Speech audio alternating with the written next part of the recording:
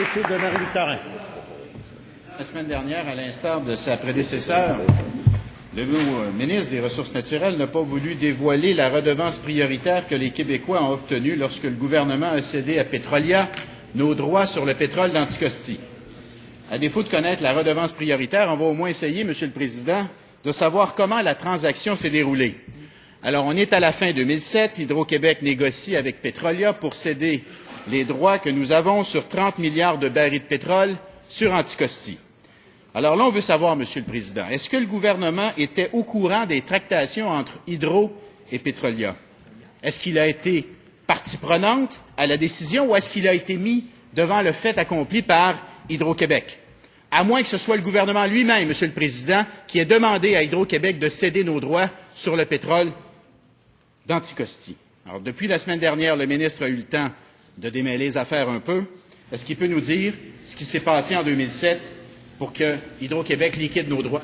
Monsieur le ministre des Richesses naturelles. Monsieur le Président, je remercie le député de Marie-Victorin de l'opportunité qu'il me donne pour revenir sur ce sujet. Cependant, il risque d'avoir, grosso modo, la même réponse que sur le sujet que ma prédécesseur, pour la raison suivante, Monsieur le Président. Hydro-Québec, comme nos autres sociétés d'État, négocie à longueur d'année des ententes commerciales et stratégiques avec les entreprises. C'est pas le gouvernement du Québec ou Hydro-Québec qui va revenir sur sa signature lorsque c'est convenu que c'est du domaine privé une négociation qui a eu lieu.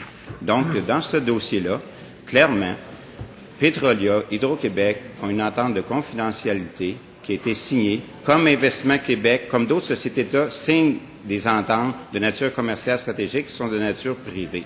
Et ce n'est pas l'intention du gouvernement du Québec de revenir rendre public quelque chose qui n'est pas prévu. On est quand même... En complémentaire, Monsieur le député de Marie-Victorin. Monsieur le Président, il me donne la même réponse, mais ce n'est pas la même question. Puis là, on parle du pétrole qui appartient aux Québécois, qui appartenait à Hydro-Québec, puis que vous avez cédé à Petrolia. On peut-tu savoir comment vous avez réussi votre coup?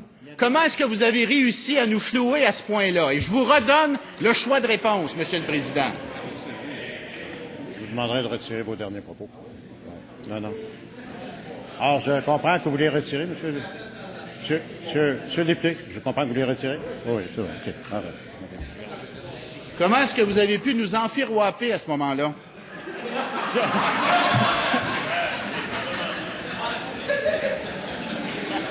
Est-ce que Monsieur le député, je ne ferai pas parvenir un dictionnaire des synonymes, mais trouvez-moi donc une meilleure réaction. Pu nous faire perdre autant d'argent. Bon, voilà. A, le gouvernement a été tenu dans l'ignorance. B, le gouvernement a été averti, il n'a rien fait. C, c'est le gouvernement qui a demandé à Hydro-Québec de céder nos droits. Monsieur le ministre des Affaires. Monsieur le ministre des Richesses naturelles. Monsieur le Président, étant donné qu'il y aura sans doute une question additionnelle, je me permettrai, en réponse à cette question, de donner les faits. Juste pour voir la crédibilité en termes de feuille de route là, du parti de l'opposition. Entre 1995 et 1997, alors qu'ils étaient au pouvoir, qu'ils avaient l'occasion, le PQ a laissé à l'entreprise privée mettre la main sur les droits d'Anticosti. Corridor Resources, Monsieur le Président. Puis, en janvier 2000, le PQ passe à côté d'une autre occasion de ramener sous le giron gouvernemental les droits d'exploration de l'île d'Anticosti. Corridor Resources cède 100% de ses intérêts, de ses permis à Shell Canada. Ils n'ont absolument rien fait. Ils auraient pu faire de quoi? Ils n'ont absolument rien fait. Puis, en 2001-2002, le ministère des Ressources naturelles récupère les droits renouvelés de Shell.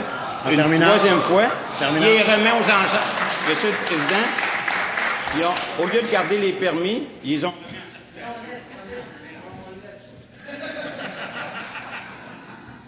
Est-ce que je dois comprendre que, par consentement, on peut laisser le ministre encore passer un grand bout de temps sur question?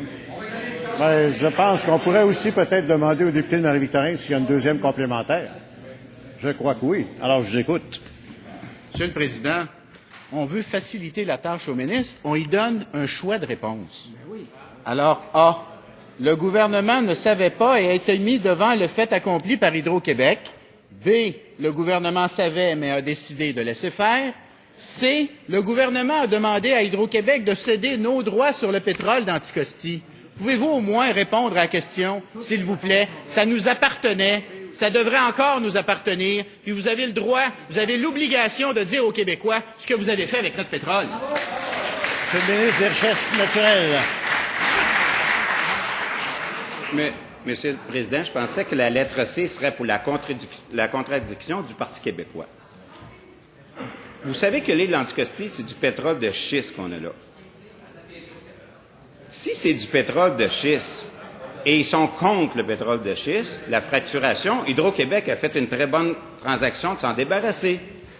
Et si ils sont en faveur, ben ça serait nouveau pour moi de savoir que le Parti québécois est en faveur du pétrole de schiste, du gaz de schiste. On peut savoir la position du Parti québécois? Est-ce que oui ou non sont en faveur de l'exploitation du pétrole et du gaz de schiste, Monsieur le Président?